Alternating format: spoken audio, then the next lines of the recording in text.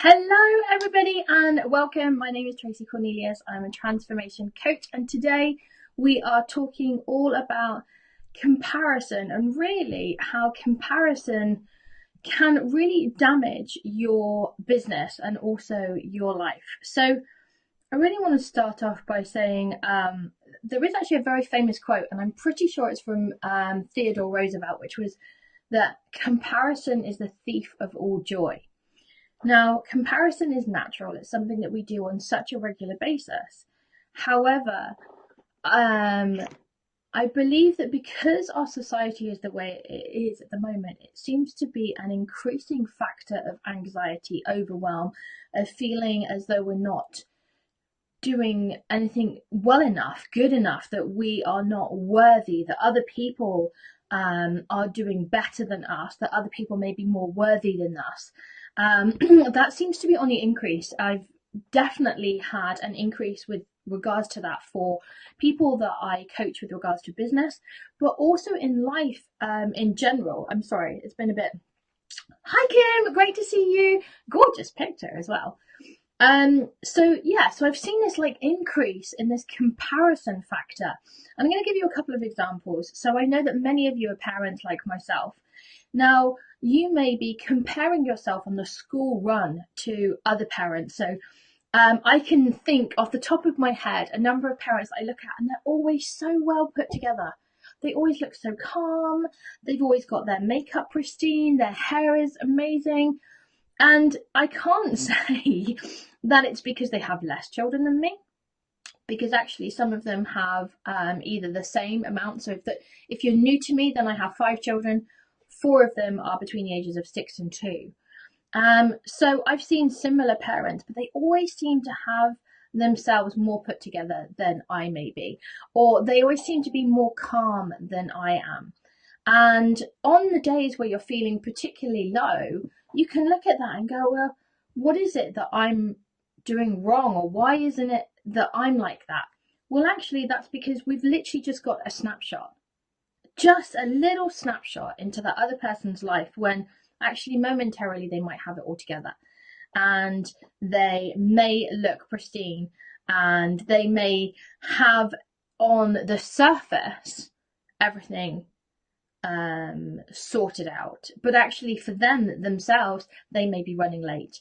They may be thinking, oh my gosh, this is the 3rd time I've had to change today because the baby's thrown up on me, or this isn't the original outfit that I wanted to wear for the meeting, or there could be a plethora of different things going on for them. But for us, that snapshot on the outside is this perception that someone is doing better than we are, that they've got it all together. And I know, because I'll have other parents that will say to me, but you know what, you're always so well put together. No, a lot of the times I will go makeupless, my hair seems like a mess, but the snapshot to them when they're looking in is that actually I've got it all together. And that's because our perception of what is together is also different. Now, let's also look at this from a business perspective. So I know that there is a lot of comparison, a huge amount of comparison when we are starting up in business, when we have been in business for a little while. And this again seems to be another area for rife anxiety, for allowing that inner critic to literally take over. And again, I want to explain to you that every time you look at another person's business, you have no idea about the journey that they have been on to get there. I'm going to give you an example. So I had a lady that was talking to me the other day, and she went, yeah, but you're so lucky because you're doing what you absolutely love. You're extremely passionate about it. You're always sharing all of this. You've just always, you know exactly what you're doing, and you know that the path that you're going on. And yes, now I do. But those of you that have followed me for a long time will also know that it's taken a very long time, a very long journey for me to get here. It's required on my journey to have tried a number of businesses that didn't work, that didn't either fit me financially, that didn't fit me because it wasn't in alignment with what I wanted to do, or didn't fit my circumstances and my I suppose family commitments and those type of things. And sometimes it just didn't fit my skill set. Now, when we have an outside perspective of somebody having it all together, what we're not seeing is the amount of struggle, and also the amount of determination and motivation that goes along with that. Now, I also want to put this into perspective. Just because a comparison, if our perception is that someone else has it together, it doesn't always mean to say that they are struggling. So I really want to put that into place as well, because you can compare yourself or look at other people and be inspired and empowered by them, because you're like, wow, actually, you know what? They are really organized. There is a person that comes across my life on a regular basis, runs her own business, and wow, she is like the optimum person at organization. Like, it's astounding. Now, I can look at that person and be inspired and be empowered and think, wow. And then this is how we change comparison into a positive factor rather than a negative. And the way that we do that is we look and go, okay, what is it that they are doing that I could take on as a trait to improve where I am? Not because you want to be like them, but because you want to be a better version of you. You want to run your business as a better version than it's currently at. Because you want to be a better parent than you currently feel that you are being. Not in a, I'm beating myself up because I don't think that I'm good enough and I'm a really bad parent. No, I don't mean it from that angle.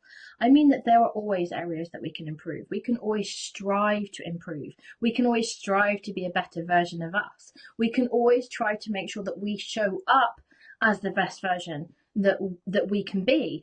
And a lot of the times, to be able to do that, we will be inspired and empowered by other people that we think, wow, how they are doing that, that's what I'd like to do. But I'd like to do that for me, not because you want to idolize the other person, but because they have a trait that you would like to bring on. So I really want to know how much this is resonating with you, and if you've fallen within that comparison trap, because I know that I have so many times, and I will still catch myself doing that occasionally now. I might look at another person's business and think, wow, that's really successful. I should be. This is a very dangerous sentence and thought process. I should be doing that. I should be doing this. Not necessarily, because a lot of the time we might look at another person's success. So, for example, you may look at something that I'm doing within my business and go, wow, she's doing that. That's so successful. Let's take live videos, actually, because this is another conversation I had with one of my coaching clients the other day. People might look and go, wow, you do live videos and you're so good at that. Like, I should be doing that. I highly recommend live videos for business. It's a fantastic tool. But if doing a video, excuse me, doing a video makes you absolutely petrified, if you are uncomfortable, and that's not a skill set that you are willing to push through or you even want to get through, then doing live videos is not going to be the best thing for you. You may find that actually your forte lies in doing podcasts, where someone's not necessarily seeing you, but they are hearing you. Now, if that's the case, then looking at somebody like myself and going, wow, doing live videos, that I really should be doing that, you're not going to have the same results, because you're not personally in that comfort zone to be able to do that. And likewise, it could work the other way around for me for podcasts. I'm just using those as examples. In the same way that you may look at another parent and may think, wow, the way that they kind of do that on their parenting style, that's amazing. But actually, if your style of personality is not the same, it's not going to work for you, because you could try doing the same thing, but you wouldn't meet with the same results. So, comparison. Let's put this into perspective of exactly how it's going to work for you and how it doesn't. If you're comparing yourself to others and you're looking at a snapshot and you're using it as a way to beat yourself up, then I want you to stop. I want you to recognize that you're having a bad day. That's okay. We all have bad days. On bad days, you don't compare to anybody. It's not healthy. It's not helpful. What you do is you look into yourself and go, what is it that I'm trying my best to do today? And instead of setting the bar this high, because that's what happens when we're having a bad day and we're feeling that negative part, and that inner critic is completely rife and telling you that you're doing all sorts of things wrong. You switch that around and going, what am I trying to do in the best way that I can do today? Sometimes that's getting out of bed. Sometimes that's getting dressed. Sometimes that is talking to your child in a calm tone. Now, if your child has been screaming for 3 hours, and I'll hold my hands up, I've experienced that a lot. It can be very hard sometimes to stay calm. But if you find yourself being a little bit snappy, you're overtired, you're finding it really difficult, then switching that process, instead of going, oh my gosh, I shouldn't be shouting, I know it's not their fault. We all know that, we all have those moments. But instead of allowing it to be an excuse to beat yourself up, you turn around and say, what am I trying to do my best today? And right now, in that moment, I'd be thinking, I'm trying to do my best to stay calm. Even that thought process just gives you a wash of calmness. It changes your perspective. It brings down the anxiety levels. Boom. Now, instead of that being a comparison in a negative way, we're doing a comparison in a positive. So the original comparison was you're comparing yourself on a psychological level as to a better version of you, how you would normally be. We can't always be at that bar.